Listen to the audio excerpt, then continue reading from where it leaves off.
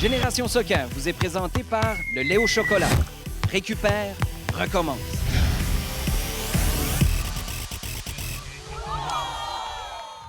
Ici Olivier Brett. Bienvenue à ce nouvel épisode de Génération Soccer. C'est avec grand plaisir que je serai votre nouvel hôte pour cette édition complètement revampée de Génération Soccer 2017. On vous présentera entre autres une formule débat unique en son genre, animée par mon collègue Patrick Leduc. Et pour lancer ce tout premier épisode de la saison, on rencontre Patrice Bernier, qui en est à sa dernière saison chez les professionnels. Le joueur de l'heure vous est présenté par Puma. Cette semaine, pour notre segment du joueur de l'heure, nous avons rencontré Patrice Bernier, qui en est à sa dernière saison professionnelle avec l'Impact de Montréal. Alors, pas besoin de présentation en compagnie du capitaine de l'Impact de Montréal, Patrice Bernier. Merci de nous accorder cette entrevue. C'est vraiment un honneur, encore une fois, de te recevoir à l'émission. C'est un plaisir. C'est toujours un plaisir d'être avec vous autres. Ça fait quelques fois, donc on va discuter puis on va avoir un peu de plaisir. Tu en as parlé, c'est ta dernière saison, tu l'as annoncé. Tu rêves, j'imagine, à cette Coupe MLS. Est-ce que tu dirais que c'est un facteur de motivation supplémentaire ou au contraire, c'est peut-être un petit stress que ça t'amène de dire, ben là, c'est ma dernière chance de la remporter? Il y a toujours une pression. On veut remporter, c'est sûr, la Coupe. Je voudrais finir avec la Coupe. La MLS, c'est difficile. Ça sera pas facile, mais avant tout, on va se concentrer pour faire les séries. Mais ouais, ce serait bien quand même de finir avec la Coupe. C'est sûr que ce serait le top. De juste gagner ici, puis de célébrer avec les fans, avec le club, avec cette équipe qu'on a. Tu as eu une excellente carrière, tu as joué en Europe, tu as joué ici.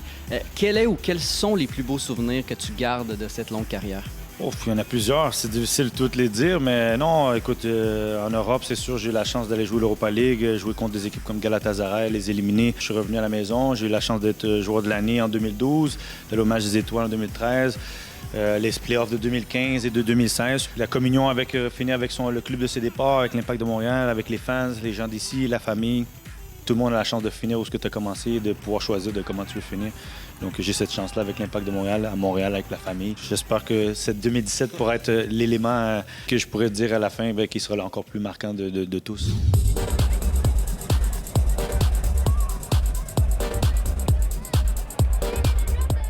On sait que c'est pas facile pour un petit gars du Canada d'avoir une telle carrière. Pensais-tu un jour que tu jouerais aussi longtemps? Non, je n'aurais jamais cru que je serais là. Et surtout là, de revenir, avoir les années d'expérience de l'extérieur pour revenir jouer chez soi, puis d'être le capitaine de l'équipe, jouer à l'Impact, voir le club grandir, puis devenir ce que c'est. De jouer avec Didier Drogba, Alessandro Nesta, de devenir quasiment un peu copain avec Thierry Henry. Ça, si tu m'avais dit ça il y a 18 ans, j'aurais ri. L'an dernier, tu as reçu énormément de compliments pour ton leadership. Des légendes comme Didier Drogba n'avaient que de bons mots pour toi. Qu'est-ce que ça fait en fin de carrière de recevoir autant d'amour, autant de compliments de la part de grandes légendes comme ça? Non, c'est flatteur. C'est sûr, c'est bien d'avoir une marque de reconnaissance de grands joueurs comme Didier, David Thierry, Alessandro Nesta, mais il faut que tu donnes crédit aux gens que tu es avec, parce que si tu es avec des bonnes personnes, c'est plus facile d'être leader. Quand tu es avec des choses que c'est un peu plus difficile, ça devient un peu plus lourd.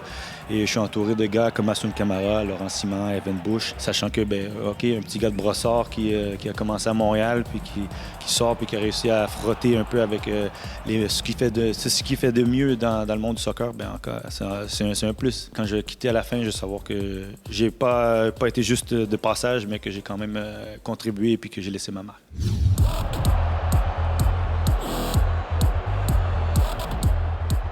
Ça n'a pas toujours été facile ici à Montréal. Il y a eu des périodes un peu plus creuses, mais tu as toujours travaillé fort. Et je dirais surtout, tu as toujours eu l'appui des partisans. Même quand tu jouais pas, dans les gradins, on te demandait à ce qu'on te fasse jouer et tout. Est-ce que tu dirais qu'ils sont une des raisons pour lesquelles tu es encore ici à cet âge-là, que tu as encore cette passion, ces fans ici à Montréal qui vraiment t'ont accueilli les bras ouverts? Tu as de l'adversité, ça fait partie d'une carrière professionnelle. Je pense que ça fait partie de la vie. Tu as des obstacles, il faut juste savoir passer à travers puis apprendre. Mais l'appui des fans, c'est spécial. Le lien avec les fans depuis que je suis revenu, en tant que joueur, tu peux pas demander mieux. Le facteur québécois, juste une petite question. Tu as été vraiment un ambassadeur ici pour ce club auprès du public québécois. Penses-tu que c'est important pour l'Impact d'avoir quelqu'un qui va venir prendre la relève, un gars local? On sait qu'au hockey, on a cette obsession ici avec le besoin d'avoir un joueur québécois au sein des Canadiens. Est-ce que tu penses que c'est la même chose pour l'Impact? Moi, avant tout, je veux que les joueurs qui jouent, c'est des joueurs de talent. Tu veux que l'Impact de Montréal gagne. Et puis c'est sûr, si on peut avoir les joueurs de talent, puisqu'il y a une génération qui s'en vient, de jeunes qui s'en vient, qu'ils soient là, qu'ils soient des partants, qui contribuent grandement à ce que le club continue et qu'eux autres aussi. On voit que l'académie porte fruit, que tu as des jeunes comme Chouanière, comme Balou, et tu as Maxime Crépeau aussi qui monte.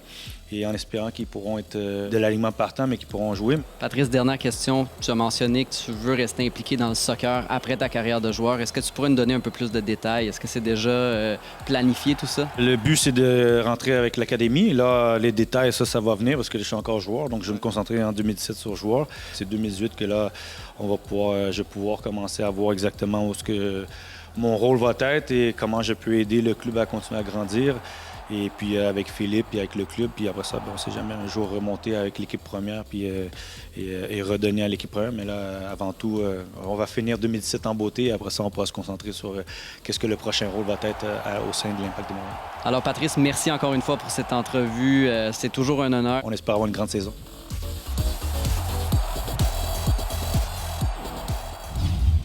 Après la pause, un événement de futsal incontournable au Québec, le défi futsal de Saint-Hyacinthe.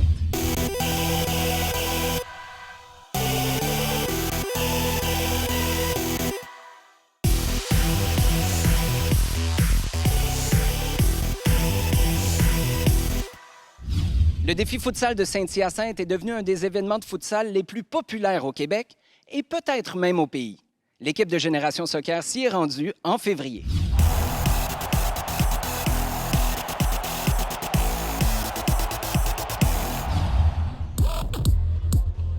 On vous amène au défi futsal de Saint-Hyacinthe. Cet événement annuel est devenu la grande messe du futsal au Québec. Nous avons rencontré Vincent Cournoyer, l'organisateur de ce tournoi unique qui regroupe des équipes de partout au pays. Vincent, parle-nous un peu de l'événement ici à Saint-Hyacinthe ce week-end. C'est la 9e édition du défi futsal. Le défi futsal, c'est quoi? C'est 42 équipes qu'on va voir cette année, de nouveau senior, donc 17 ans et plus. On a 3 classes encore une fois cette année, donc 2 catégories chez les hommes, une élite, une plus compétitive, et une catégorie toujours chez les femmes qui est une division, on va dire, open. Le but de ce tournoi-là est toujours la même chose, toujours la même cause, donc d'amasser des fonds pour notre cause qui nous tient à cœur à Saint-Hyacinthe, donc d'aider les jeunes défavorisés, soit en remettant des bourses, en remettant de l'équipement à des écoles, aussi de la commission scolaire à Saint-Hyacinthe. Donc on va de l'avant encore pour une 9e édition pour cette belle cause-là.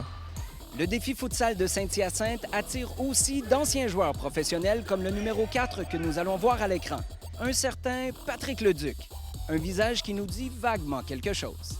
On a encore les grosses équipes de la première ligue de futsal du Québec qui vont nous représenter, donc les FC Sparte, les Albicelestes, les FC Grenadiers de ce monde vont être de notre tournoi. Mais chez les filles, on va avoir encore 2-3 équipes de Toronto qui vont être présentes. Donc on risque d'avoir encore le nouveau, risque d'être encore très relevé cette année. Tu l'as mentionné, on en est à la 9e édition. Est-ce qu'il y a quelque chose de particulier par rapport à l'édition de cette année? La demande est là. On a des cégeps qui ont décidé de faire l'aventure avec nous cette année.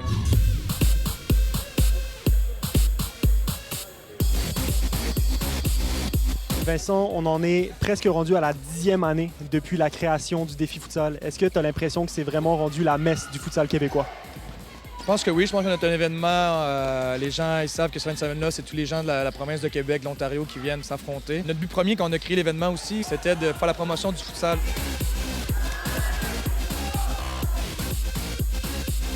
La fédération a embarqué dans le projet. On a des ligues un peu partout au Québec, un peu partout au Canada. Je pense de ce côté, au niveau de la promotion du sport, je pense qu'on l'a vraiment réussi. Là. Pourquoi le futsal est-il en train de devenir aussi populaire dans la grande communauté du soccer au Québec? Nous, on est des joueuses de soccer depuis des nombreuses années. Le futsal emmène cette particularité technique-là que c'est très important, je pense aussi au niveau féminin de développer. Des fois, c'est ça qui va faire la différence dans un match. Le futsal est en pleine expansion présentement au Québec. Puis des événements comme ça, je pense qu'on devrait de plus en plus y participer. C'est vraiment différent du soccer, puis ça nous permet d'acquérir un nouveau niveau aussi. Je comprends même pas ça au soccer. Ma saison finit, puis je commence un nouveau sport, puis c'est ça qui est le fun. Je pense même que je commence à aimer mieux le futsal que le soccer normal. Je trouve que ma touche s'est améliorée juste en jouant au futsal. Là. Sur le terrain de soccer, ma touche est meilleure, je suis plus rapide, je regarde plus derrière moi. Si j'ai une joueuse, on dirait qu'au futsal, vu que c'est plus petit, faut le faire, là, on n'a pas le choix. Je pense que si j'avais pu jouer au futsal quand j'étais petite, de un, j'aurais peut-être choisi le futsal ou j'aurais fait les deux, soccer et futsal. Mais ça m'aurait apporté énormément au niveau des touches de balle, plus de rapidité au niveau du jeu, énormément. Une vision du jeu qui est différente aussi.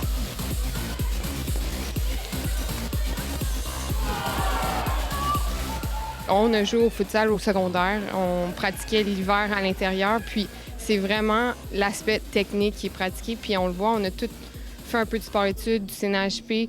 Puis on le voit que ça l'a extrêmement aidé dans notre technique. La semaine prochaine, nous vous présentons les finales féminines et masculines du défi futsal de Saint-Hyacinthe 2017. On vous laisse maintenant sur ces images étourdissantes du dernier match de la journée d'ouverture.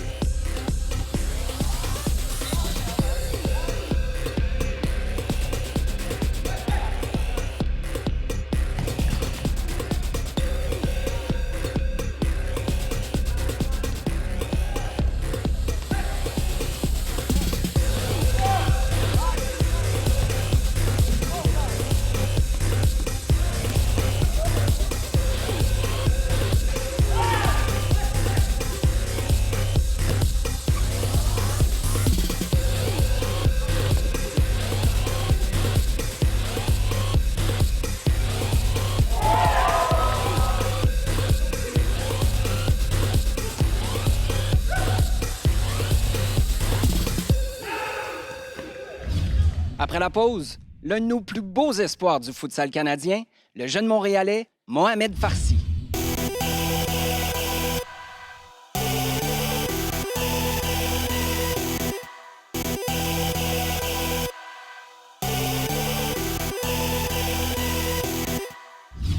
Pour notre segment Les futurs pros de cette semaine, on vous présente un jeune joueur fort talentueux qui s'aligne maintenant avec l'équipe qui représente le Québec au championnat canadien de futsal.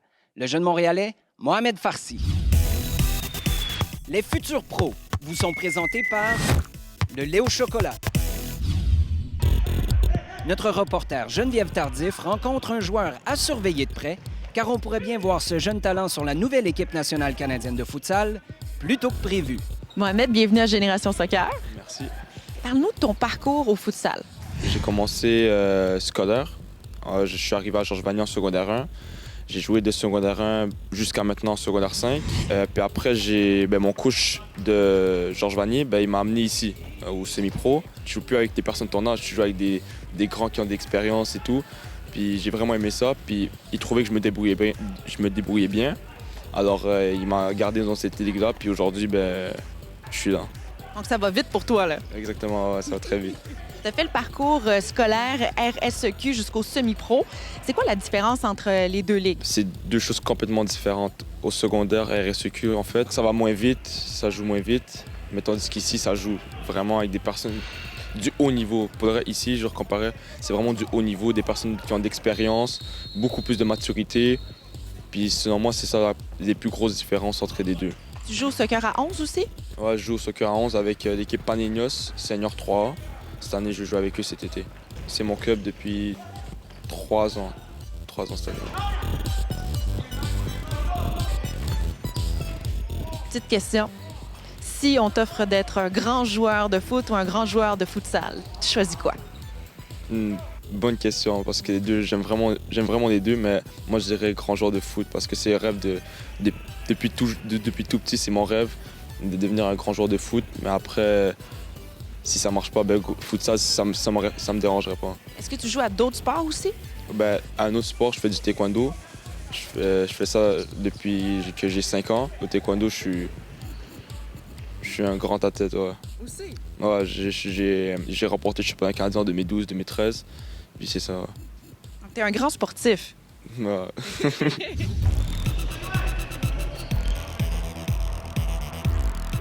Qu'est-ce que le futsal t'apporte au soccer à 11? Le futsal m'apporte à jouer plus rapidement. La pression va beaucoup plus vite. Grâce au futsal, je sais où déjà donner le ballon avant qu'il arrive, dans un petit espace.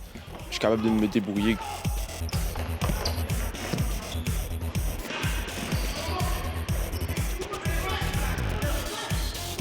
T'es un joueur super doué, tu es un athlète là, qui est quand même d'exception, mais le coach de l'équipe nationale nous a dit que tu devais travailler sur ta vision du jeu, sur dribbler aussi. Il fallait que tu trouves là, les moments où dribbler. Qu'est-ce que tu en penses de ça? J'en pense que oui, c'est vrai, parce que c'est vrai, je dribble pas beaucoup, puis je dois m'améliorer sur ça, quand dribbler et quand garder le ballon. Je dois travailler sur ça parce que c'est mon but en fait. Aujourd'hui, je suis ici avec l'équipe du Québec, mais après, je m'assois pas sur ça. Je m'assois sur, je dois travailler, je dois plaire au coach de l'équipe du Canada pour qu'un jour, je réalise mon rêve d'être dans l'équipe nationale du Canada. Mais dribbler aussi, c'est un plaisir au futsal, non? Oui, bien sûr, dribbler c'est le futsal parce que le terrain est petit, tu peux éliminer les adversaires plus rapidement, puis ouais, c'est le fun. Le prochain objectif au futsal, ce serait d'aller en équipe nationale.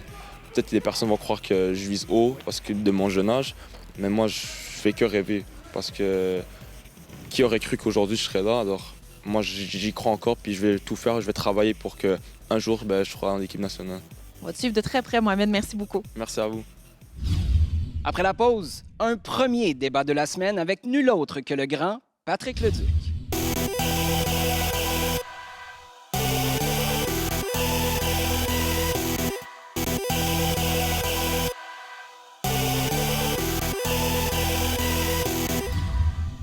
On termine l'émission avec le tout premier débat de la saison. Est-ce que les universités américaines sont la seule option valable pour les joueurs qui ont de l'ambition? C'est ce que nous saurons au cours du prochain débat.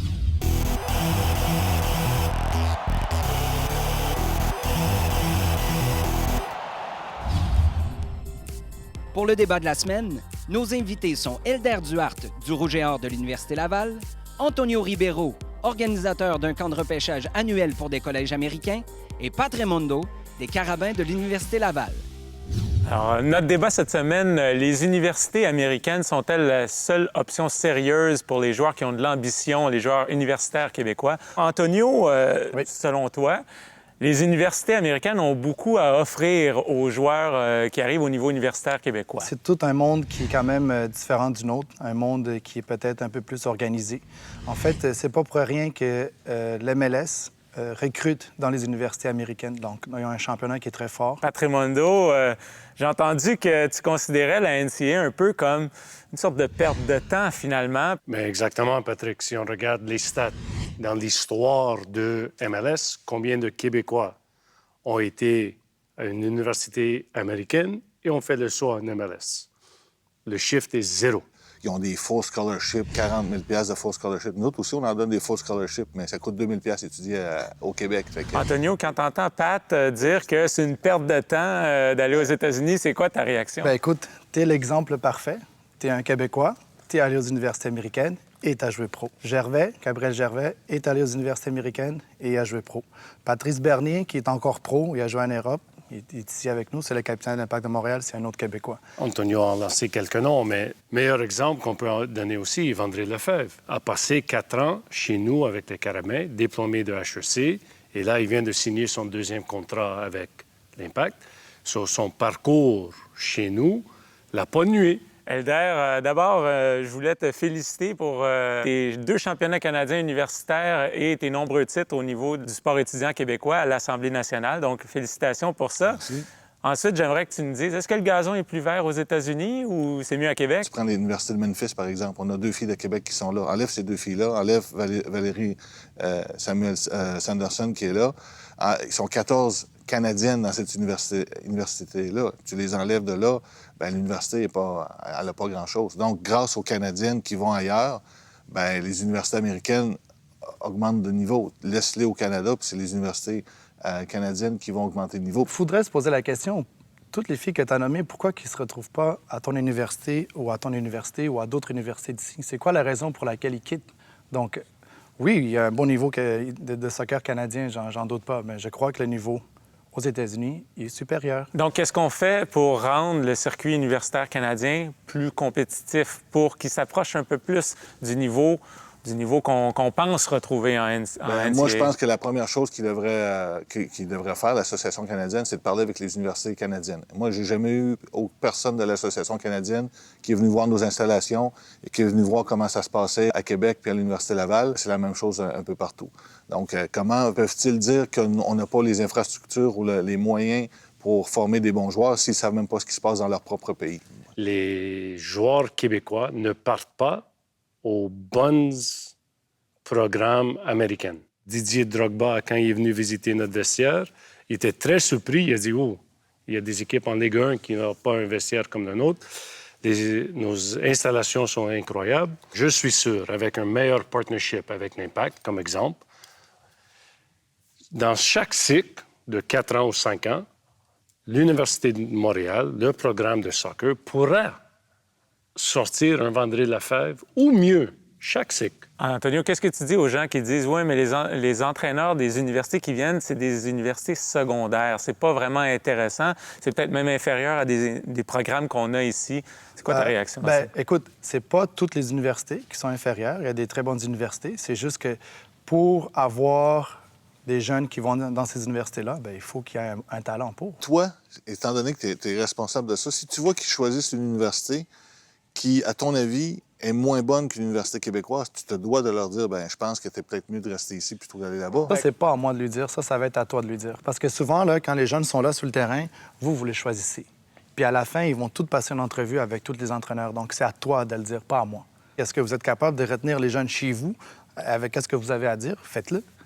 Est-ce que vous allez donner une prime à Antonio si vous retenez des joueuses chez vous? Je perds 3-4, on va le venir. Je vais venir étudier à ton université. Tu veux qu'Antonio Ribeiro joue avec les Carabins? Anytime. Merci. Même si tu as coupé quand tu étais jeune. Même s'il a coupé. En fait, c'est là que ça a tout démarré. C'est pour ça que tu n'envoies personne à l'Université de Montréal. Il n'est pas à l'événement. Quand je jouais en MLS à Saint-José, des fois, on faisait des matchs. L'équipe professionnelle MLS, on faisait des matchs contre des universités. Puis je vous le dis, c'était pas évident les battre. C'était quand même très difficile. Souvent, on se faisait chicaner après parce qu'on jouait contre des jeunes et on avait de la difficulté. À l'Impact de Montréal, avec Patrick Leduc, quand on jouait, je me rappelle, on jouait avec l'UQAM puis à l'Université de Montréal. C'est pas pour dénigrer, mais je veux dire, après 15 minutes... ça dépendait des fois. Hein? Des fois, parce que si on n'avait pas sorti la veille... Le carton rouge de Navio aussi. Oui, ça, je me souviens de celle-là.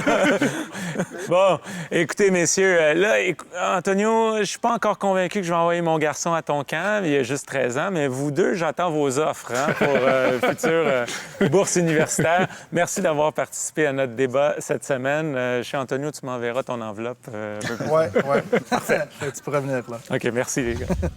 J'espère que cet épisode de Génération Soccer vous a plu. Merci beaucoup d'avoir été des nôtres et à la prochaine. Génération Soccer vous était présenté par le lait au chocolat. L'équipe de Génération Soccer utilise exclusivement de l'équipement audio de marque AKG.